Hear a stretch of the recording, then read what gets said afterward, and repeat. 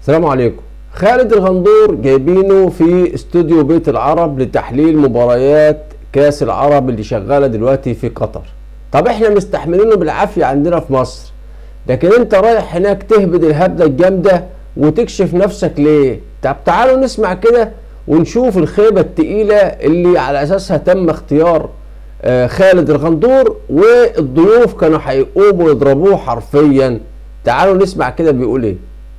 ممكن الكويت يحقق البطولة؟ لا يمكن. ليش لا يمكن؟ مع كل الاحترام والتقدير يعني. لا ليش؟ ما كلام لحظة يا رياض، لحظة دقيقة فسر لي. طيب كرة القدم معطيات. أيوة اليونان طبعا. حقق 2004 ليش؟ مين؟ بطولة أوروبا. مين؟ خلينا من اليونان. استثناء.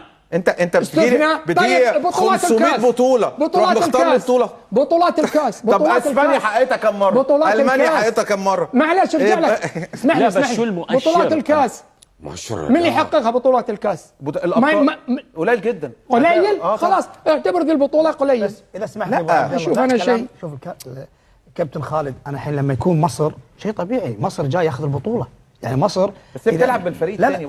لا كابتن خالد، الموجودين اليوم تتكلم عن محترفين، تتكلم عن نجوم الدوري المصري، تتكلم على محمد نني محترف، تتكلم على لاعبين. بس اذا سمحت لي كابتن خالد، احنا كمنتخب الكويت لا، انا اقول لك محب لهذا المنتخب، احنا مو جايين ناخذ البطولة، احنا جايين. عشان كده بقول لك ان مصر التعادل ده يرجعها تاني للبطولة كابتن خالد، حتى لو ما كسبتش.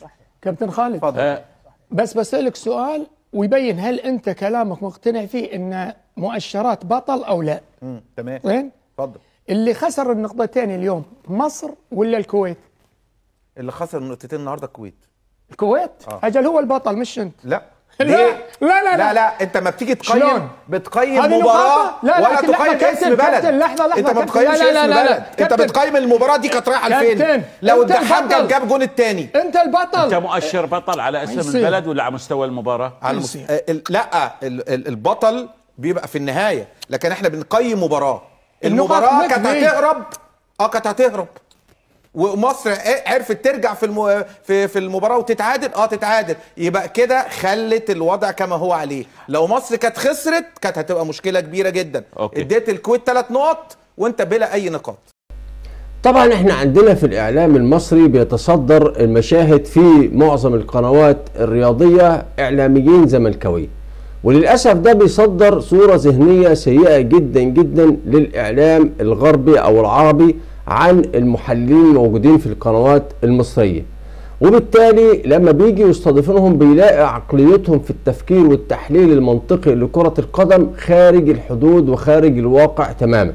احنا عندنا هنا متعودين عليهم كإعلاميين زملكاوية، وتقريبا يعني بنتجاهل وبنتلاشى وبنحاول نمشي الأمور معاهم وبناخدهم على قد عقلهم، لكن ما يوصلش بقى ان انت تروح تحلل في قناة عربية أخرى في دولة أخرى وتبدأ تهبد الهبد اللي كنت بتهبده عندنا.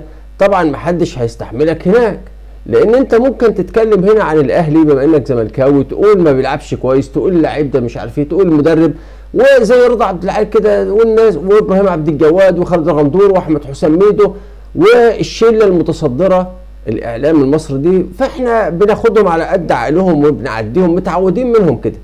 لكن هناك لما تتكلم على الكويت ومحلل كويتي قاعد، او تتكلم على الامارات ومحلل اماراتي قاعد، مش هيسكت لك وهيقدر يرد عليك. وبعدين الناس دي لما بتطلع تتكلم في موضوع خاص بمباراه بيكونوا محضرين نفسهم كويس ومذاكر البطوله ومذاكر التاريخ كويس، ويقدر يقيم اللاعبين والمدربين وعلى اساسه يقول لك فرص الفريق ده ايه وفرص الفريق ده ايه.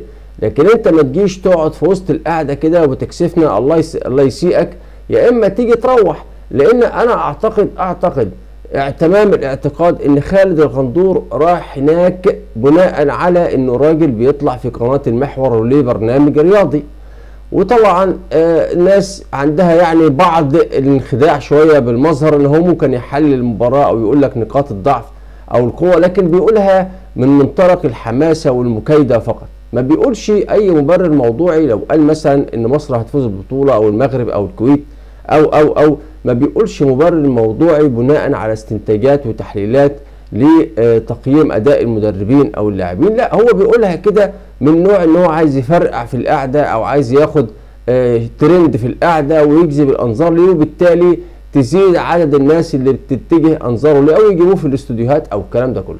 لكن الكلام ده هناك مع المحللين العرب الحقيقه هم شاطرين شويه في التحضير للمباراه والبطوله، وبيقدر يتكلم بشكل كويس جدا ويرد عليك بالارقام والوقائع اللي ممكن تحرجك قدام اي شخص. فرجاء للاخ بندق يا ريت تذاكر وتحضر نفسك وتتكلم بالراحه بواقعيه، يا اما ترجع مصر يا سيدي ما تكسفناش.